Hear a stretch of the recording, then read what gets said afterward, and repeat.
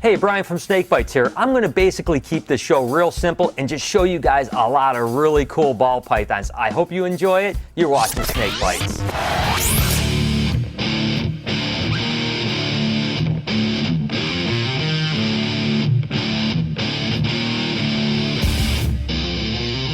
I get asked the question a lot, why are ball pythons so popular and why do we work with so many of them? The truth is there's all kinds of things that make them so spectacular. The first and foremost is the fact that they're always pretty docile animals. This is an adult female, so they don't get really big. They're really easy to care for if you get captive bred and captive born animals. Again, the old thing about ball pythons were they didn't eat very well. The truth is that captive animals eat fantastic, even though every once in a while they go on fast for a month or even 3 or 4 months, but it never affects their health whatsoever. So again, they don't get big, they eat really well, super easy to care for, and are tame animals.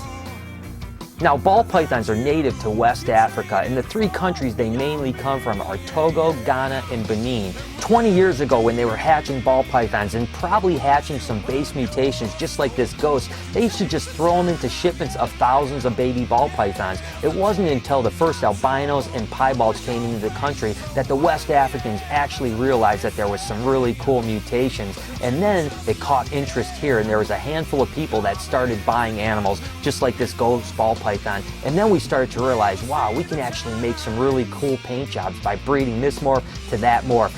So I'm going to start with some base morphs. These are spontaneously produced animals. They were never bred for the mutation, they just kind of popped up, and then certain people took them and started breeding them into other things. We're going to start going into some selectively bred combinations later on in the show. This is an albino ball python, again an animal that came in really early on when the ball python craze was just starting. Of course, it's lacking all the melanin and all the black pigment and has those incredible pink eyes. This is a pastel jungle ball python. This is a codominant morph, but again, a base morph that came out of West Africa. This is a Mojave ball python, and what's really cool is all the blushing that goes up into the side, and that's really what makes this animal so special. It also is a codominant animal, and when bred together produces a solid white snake. The reason it was called Mojave is that the snake keepers, the ones that produced the original morph, lived in the Mojave Desert, and that's where it's got its name. This is an Enchi pastel, and it's an animal that gets a lot of people confused because it has the word pastel in it. The truth is it has nothing to do with pastel whatsoever. It's just an Enchi actually, and a lot of people have even dropped the pastel name off. When bred together, it does produce a super Enchi, and I tell you what, this animal combined with a lot of other animals are starting to make some of the coolest paint jobs out there. This is a spider ball python. It originally was called a spider web ball python because of the spider web pattern on its back. This is a cinnamon pastel ball python. Again, another codominant morph that when bred together produces a solid black or dark brown snake. This is a champagne ball python. This is one of the newer base morphs that came out of West Africa just a few years ago. This is a fireball python, another codominant morph that came in about 10 or 12 years ago, and surprisingly when bred together it produced a black-eyed leucistic snake which was pure white with black eyes. This is a pinstripe ball python. We were fortunate enough to be the ones that brought the very first one in and actually proved it out. I bought it from Benin and paid a lot of money and took a huge risk. The funny thing is I never had a name for it. I always just had it marked interesting ball python, and one day my friend Stefan Broghammer from Germany put out a book and he named it a pinstripe ball python, hence the name pinstripe ball python. This is a yellow belly ball python, and when they first started coming into the country, they were super cheap, like $25 or $30, and it was a huge surprise when the Sutherlands bred them together and produced the first ivory ball pythons. They went from $25 to $30 all the way up to $7,500 the same year. Alright guys, it's Cow's Question Week. This show is all about ball python morphs and the crazy mutations and paint jobs we put on them. I want to know from you guys, what's your favorite ball python morph? Or let me know of a morph you're really interested in seeing that hasn't even been created yet. Text or video comment below. Let me know. This is a caramel albino. It's a recessive base morph, and what's interesting is last year there was a rumor going around that females couldn't produce viable eggs, and female prices really dropped radically quick. The truth is I produced 10 or 12 clutches from this female and other females I have in my collection. As a matter of fact, I just recently saw a video of a female caramel albino laying eggs. This is an axanthic ball python, another recessive base morph that's lacking the yellow pigment. This is a piebald ball python. It's a recessive morph, and a lot of people really say that the piebalds are what really kicked off the craze in ball pythons. This is a clown ball python. It's a recessive morph, and the first one that I ever brought into the country was before they were actually proven out. I bought it for $1,500. The next year, Tracy Barker at VPI proved them out, and they were selling for $20,000 a piece.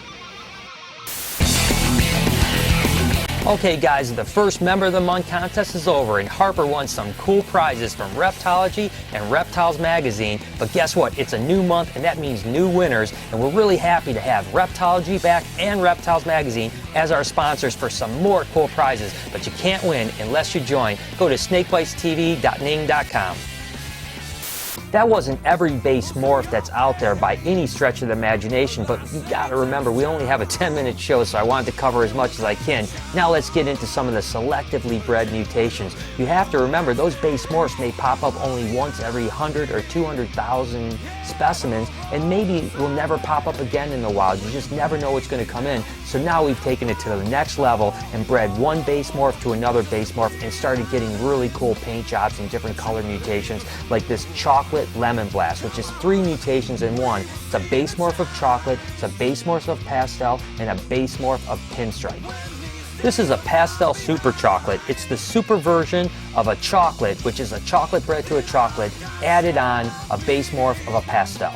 This is a ghost pastel. It's the recessive ghost gene bred into the codominant pastel. This is an inferno ball python, and the ingredients to this guy has been so confused, I'm not even sure what's in it. If you know, comment down below. This is a jigsaw ball python. It's a Mojave bred to a pinstripe. This is a pastel sugar. It's a sugar ball python bred to a pastel. This is a mimosa pied, which is a ghost, a pied, and a champagne. This is a caramel albino spider. It's a recessive caramel bred into a spider gene. This is a pewter ball python. It's a pastel bred into a cinnamon pastel. This is a firefly yellow belly. It's a pastel, yellow belly, fire. This is a killer blast. It's a super version of a pastel, a pinstripe, and a spider. This is an enchi to lesser. Again, it's just an enchi bred to a lesser. This is a pastel kingspin. It's a pastel, lesser, pin, spider. This is a calico yellow belly. It's a yellow belly bred to a calico. Okay, that was a lot of ball pythons, and the truth is I just started to scratch the surface. There's so many more that we work with and other people work with. It's really incredible, but I wanted to end with this animal. It's the mystery ball python, and the truth is I have no idea what the genetics behind it is, and it really goes with the ball python industry because it's really a mystery what that next clutch is going to hatch. For this week's Comment of the Week on the 1,200 plus eggs in one day episode, the question was, besides snakes, what do you collect? And Turd Spooning said, there are a few things I like to collect other than reptiles, most of which are a dead hobby. The first being my fascination with fossils, and the second being my ever-growing heavy metal record collection. I've got everything in there from Metallica and Mayhem to Stevie Wonder and Diana Ross. Well, Turd Spooning, I gotta tell you, I had no idea that heavy metal music was dead. Did I get the memo on that one? Anyways, you guys keep sending me creative comments. I'm going to feature you on a future episode. So there it is. I hope you guys enjoyed the show. You guys know that I love ball pythons. I think they're one of the coolest snakes out there. I've said it before, and I'm going to say it again. This show is all about the community, and it's not just the reptile community. It's also the online video community. So make sure you guys Facebook me, Twitter me, join our community site, and even comment down below. I want to know some stuff about you and what you want to see in future shows. Until next time, you've been watching Snake Bites.